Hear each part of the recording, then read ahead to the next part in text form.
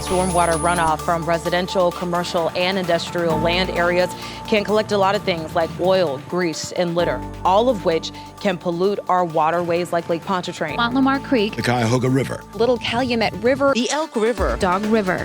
Environmental Affairs investigates hundreds of complaints of illegal discharges to the drainage system each and every year. Contamination, Contaminated water, Contamination, polluted waters, cyanide, petroleum products, industrial waste, pollution, diesel fuel, contaminated oil sheen, toxic spill, cyanide and ammonia spill from the nearby ArcelorMittal steel plant. About 20% of the complaints of illegal discharges to the drainage system are related to commercial and industrial activities. The citizens, the business owners, school children are the ones who ultimately have to live with any pollution that enters the water bodies. Yes, 48 years ago, the Cuyahoga River caught fire. But something else caught fire. What started right here in Cleveland began a national movement for clean water. It was an act which grew out of Cleveland's Cuyahoga River, when the nation began to better watch all of its waterways.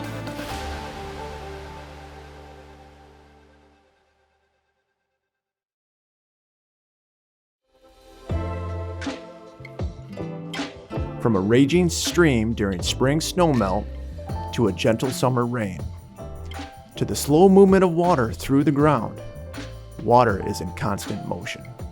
Under natural conditions, the majority of rainwater that falls to the ground infiltrates the ground or evaporates. However, industrial activities can alter natural drainage patterns and add pollutants to rainwater and snowmelt. The introduction of pollutants to stormwater most commonly occurs when industrial facilities allow operating procedures and industrial materials to become exposed to stormwater. This potentially contaminated stormwater may then enter our lakes, rivers, streams, and wetlands. The best way to address this issue is through pollution prevention measures that focus on preventing the contamination of stormwater at the source, which is more cost-effective and environmentally beneficial. This pollution prevention concept has led to the development of the current stormwater regulations and the overall goal of the program, which is to reduce the pollution entering the surface waters of Michigan by implementing best management practices designed to prevent the contamination of stormwater runoff. At industrial facilities, some of the stormwater may soak into the ground. This is called infiltration. However, due to many paved areas, most stormwater is discharged through separate storm sewer systems directly to roadside ditches, county drains, and eventually into a stream or river. The act of discharging this water is called point source discharge. The waters receiving the discharge are called surface waters of the state. Surface waters of the state include rivers, lakes, streams, and wetlands. The surface water that receives the point source discharge is called the receiving waters. Where does the stormwater from your facility go? Let's pause here and identify the receiving waters for your facility's point source discharge.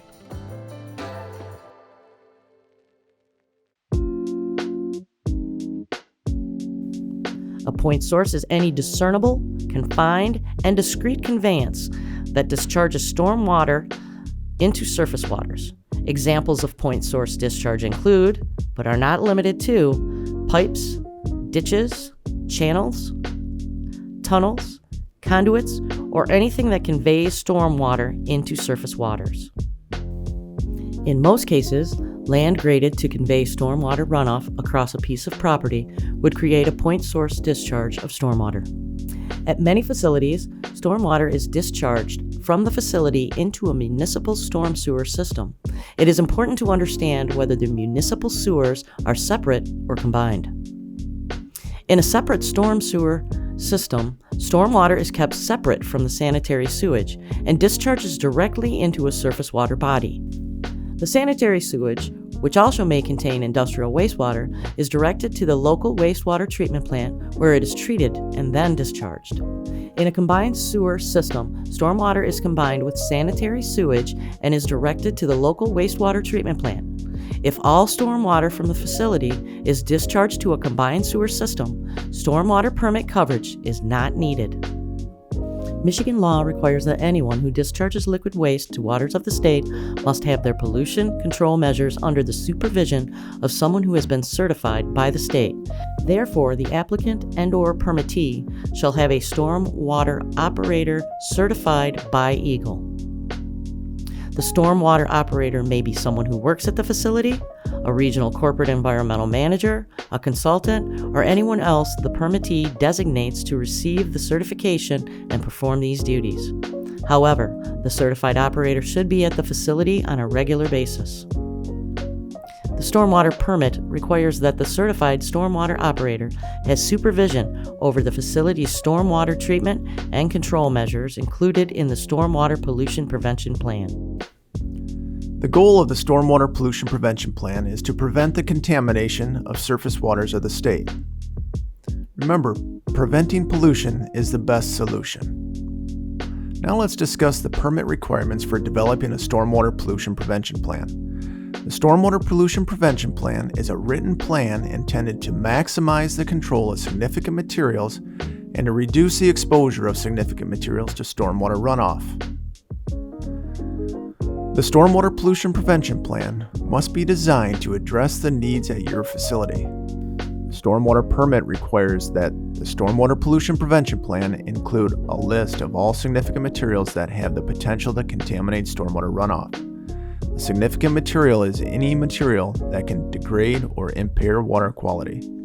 Examples include, but are not limited to, soils, salt storage, raw materials, fuels and lubricants, wood and metal chips, plastic pellets, food products, waste materials and trash, and plant and animal waste. While developing the Stormwater Pollution Prevention Plan, all sources of potential stormwater contamination need to be identified. Remember, the outside and inside of the facility must be evaluated to determine the materials and practices that could be sources of contamination to stormwater runoff. Often, significant materials get tracked outside and exposed to stormwater runoff by vehicles or employees. For each significant material identified, the Stormwater Pollution Prevention Plan shall describe the ways in which the significant material is or has the reasonable potential to become exposed to stormwater runoff. Let's take a moment to discuss what specific significant materials are present at your facility. Which of these areas are exposed to stormwater? Who is your facility's certified industrial stormwater operator? And where is the Stormwater Pollution Prevention Plan kept at your facility? Let's pause for discussion now.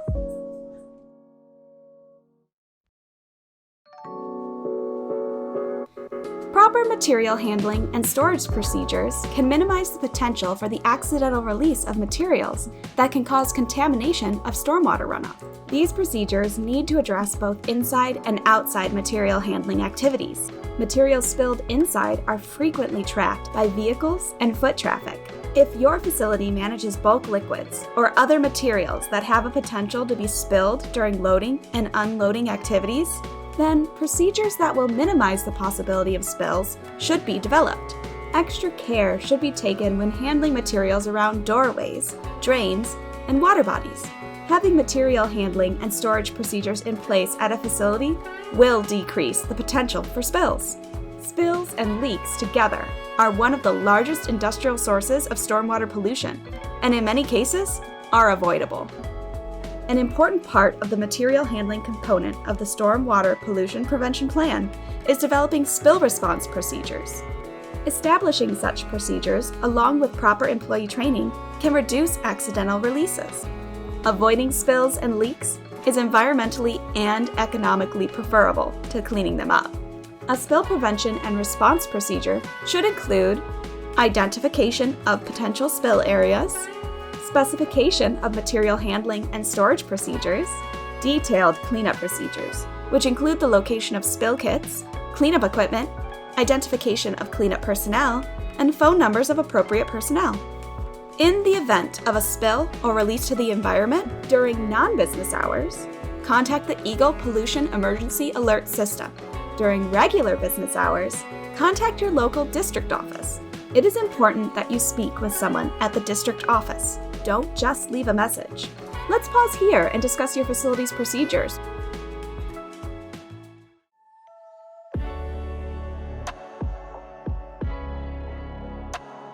Employee training is a major component of the Stormwater Pollution Prevention Plan. The more informed the employees are about what is expected of them, the more effective the facility's stormwater program.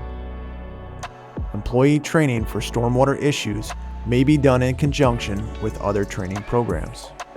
When properly trained, personnel are more capable of preventing spills, responding safely and effectively to an accident, and recognizing situations that could lead to accidents. When stormwater is discharged to the surface waters of the state, there shall be no violation of the water quality standards in the receiving waters as a result of this discharge.